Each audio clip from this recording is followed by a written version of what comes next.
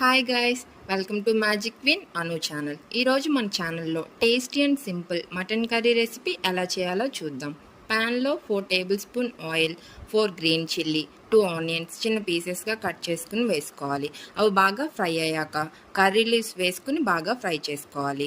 అవి ఫ్రై అయిన తర్వాత జింజర్ గార్లిక్ పేస్ట్ వేసి పచ్చివాసన పోయే వరకు వేయించుకోవాలి. అలా ఫ్రై అయ్యాక 250 గ్రామ్స్ మటన్ నీట్గా వాష్ చేసి వేసుకోవాలి. 1 టేబుల్ స్పూన్ సాల్ట్ వేసి బాగా ఫ్రై చేసుకోవాలి. సాల్ట్ వేసుకుంటే మటన్ బాగా కుక్ అవుతుంది అండ్ ఫాస్ట్గా కూడా కుక్ అవుతుంది.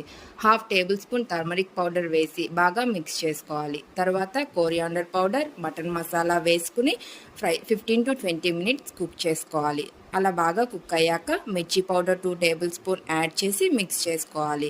మిక్స్ చేసుకున్న తర్వాత 1 గ్లాస్ వాటర్ యాడ్ చేసుకోవాలి.